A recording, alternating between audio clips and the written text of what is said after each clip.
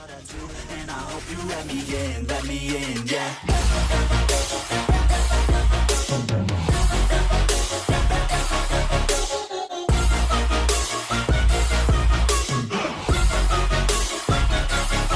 I'm grateful, oh yeah, able, oh yeah, I'm stable, oh yeah, no label, oh yeah, you know me, I have only a path, I'm lonely, but damn, I'm going. You know we're going in! You know we're doing it!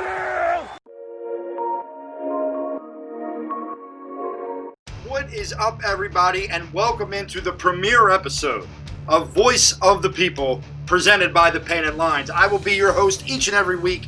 I am the voice of the people, Rob Lange, and I thank you so much for checking out this new reactionary pod that we are going to put out every week. So what are we going to do here? Well, it's going to be a quick hitter. 10, 15 minutes reacting to what is happening in Philadelphia sports as we speak. So you might get some positive stuff from time to time. Obviously not right now, because what the hell is there to be positive about when it comes to our football team and our baseball team specifically? So each week I will come to you and I'm going to hit you the way a fan would hit you. I'm not hitting you like a media member. I'm not hitting you like a respected individual out there in society. I'm going to hit you like the cold, hard Philadelphia fan that I am. So let's get started right away. Today's theme is going to be comparisons, and we're going to start with the Philadelphia Eagles. Okay, you might remember this, right? Super Bowl champions, great times. We had dog masks. We're all having a great time. Nick Foles is winning. We're parading down Broad Street. Well, my comparison is, forget about that, okay? Because this team can't compare to that team, right? That team was a flash in the pan. The planets aligned. Everything worked out well. Well, ladies and gentlemen, too bad this is the new norm, okay? And the comparison that I'm going to start with deals with our wonderful head coach, who is the one who coined the phrase new norm, and that is Doug Pederson. Unless you're living under a rock, you know that this week Doug Pederson has made a quarterback change, trying to spark the offense. So in comes Jalen Hurts. You remember Jalen Hurts? Second-round pick. Wasn't here to be a starter. Was here to back up Carson. Carson didn't have to look over his shoulder, yet has literally been looking over his shoulder since April.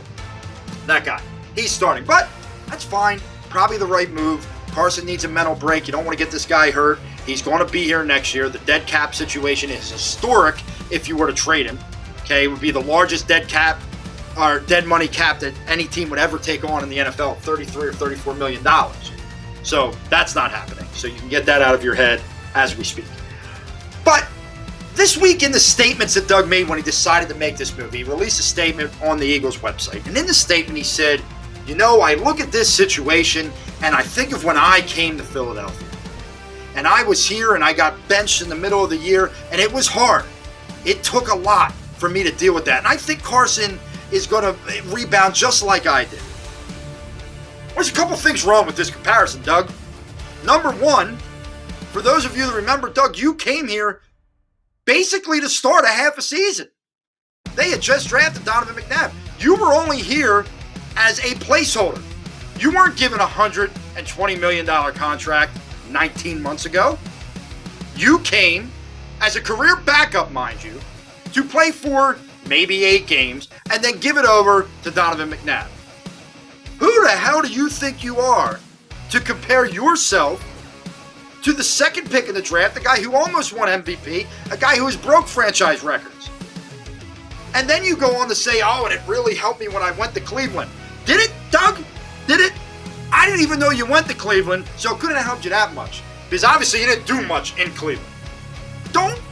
This is my thing with Doug Pederson. I want to say don't fire you, but every single time you open your mouth, sir, I want to fire you. Like today. Not waste another minute. You're a joke. So that's the first issue I have with Doug this week.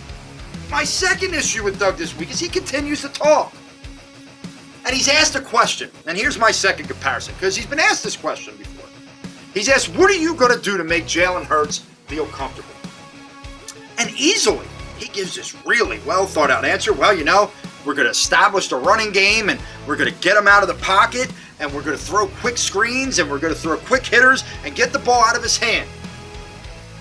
Now, he was asked this basically point blank not so many weeks ago. Why aren't you getting Carson out of the pocket? Why aren't you establishing the run game? And he gave the old Chip Kelly arrogant asshat response. Oh, that sounds a good idea. Maybe I'll look into it. But he didn't. And he didn't change anything. And guess what? When you watch this team on the TV on Sunday, it's going to be a different offense. He's going to change things. Maybe because he was a career backup, he has a soft spot for these backups. And he changes the offense to make sure they can be successful. But not for Carson. Not for Carson. For Carson, you're going to drop back and throw the ball 40 times in a friggin' monsoon in Cleveland because Miles Sanders fumbled on the first drive after you run down the field. It's a joke. I don't think he knows what he's doing anymore. I think Doug has got so caught up with 2017 that he thinks he's a genius and that whatever he says will work and that this is all on Carson and none of it is on him. Well, I pose to you this question. If it's all on Carson, how come so many guys have come out this week and made sure to specifically mention it's on everybody? It's on the coaches. It's on the players. It's on the front office, which we'll get to in a minute. Why has that happened? I tell you why, Doug. Because they're tired of this nonsense where you can't take any criticism and you believe that everything you do is right and that, well, if you execute, we'd be fine.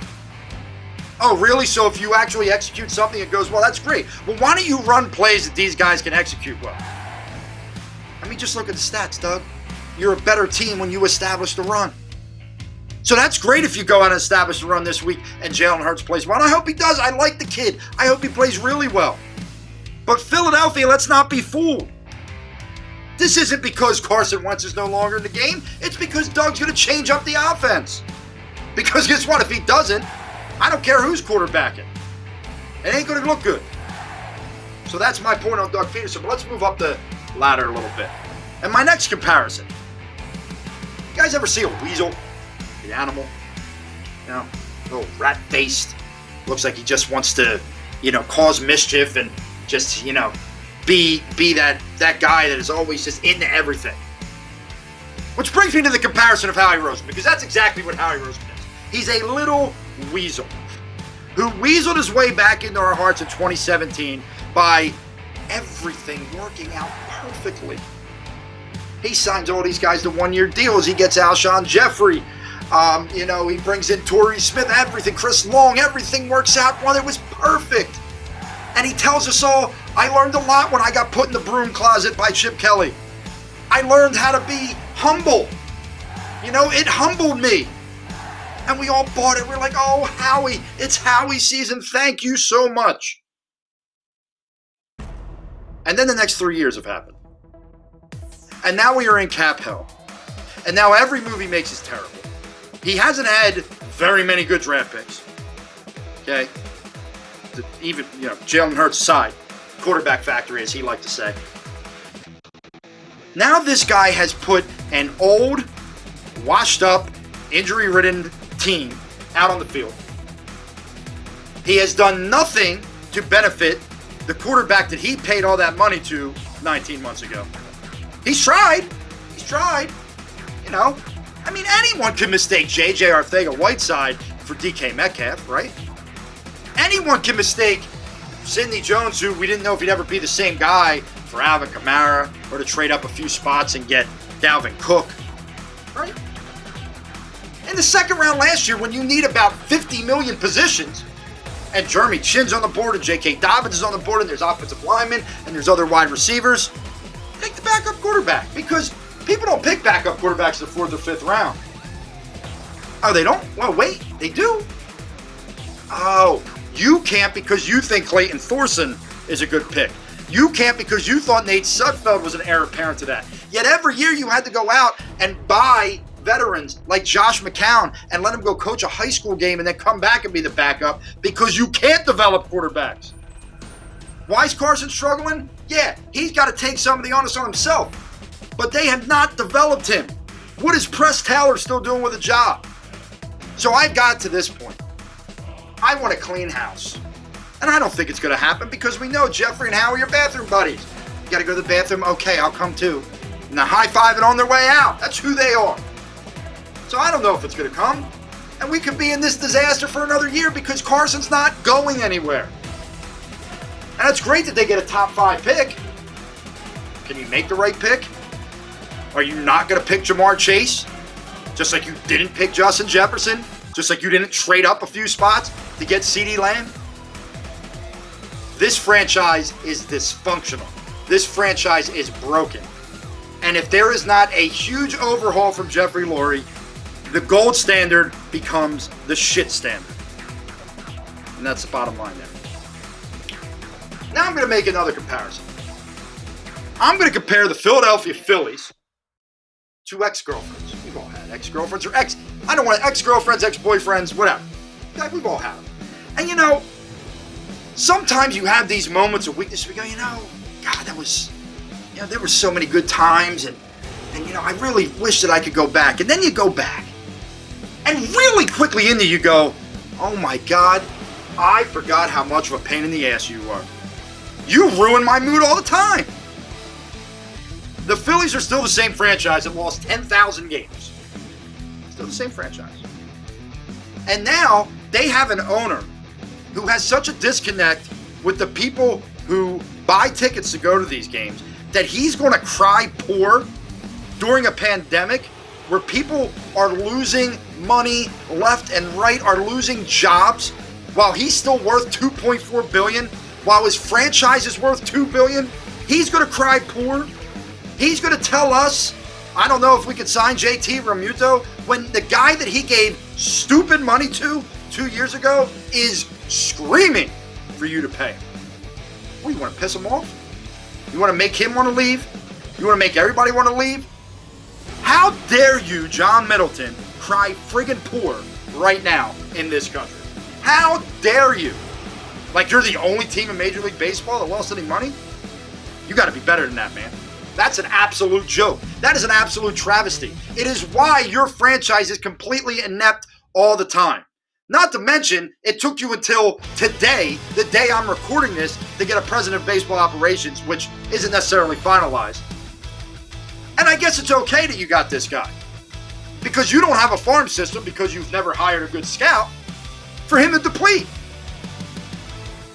But guess what? You've hired this guy because you believe you're in win-now mode. If you're in win-now mode, JT Realmuto better be in a Phillies uniform next season.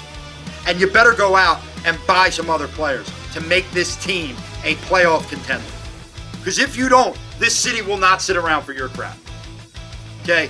The one thing that I love about the Philadelphia fan, and although many of you have been pissing me off lately with your, I got to be right that Carson sucks and all this other nonsense, the one thing I love is we will not take bullshit from our owners and our teams. And let me tell you something, John. You think you're struggling now? You think your franchise is struggling now? You ain't seen nothing yet if you put a poor product out there around the stupid money you spent a couple years ago. You better be better, and you better get better fast, because we're not putting up with it. All right, and now for my final thought. As remember, quick hit. Final thought. I'm a North Carolina basketball fan, but I respect what Coach K does. I respect what Coach Mike Krzyzewski does. What I can't respect, what I won't respect, is very, very interesting that after you lose 2 non-conference home games this season, because, hey, it's just a down year, it's a weird year. Now all of a sudden you can't play non-conference games. When it was just a month or so ago where you're saying we can't push back the NCAA tournament, we need the NCAA tournament. Now you're not going to go play your non-conference games? That's weak, man. That's weak. And we don't take weak, especially from legends. Okay? So you may not be a Philly guy, but you're a sports guy. And I find that to be very, very weak. I'm Rob Lange. This is the voice of the people, brought to you by the Painted Lines. Appreciate you tuning in. Tune in every week for more of this. And I hope you let me in, yeah.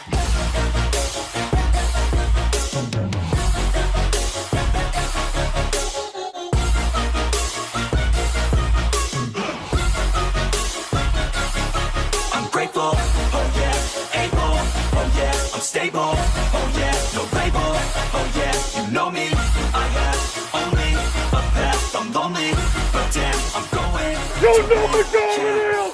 You know we're doing it!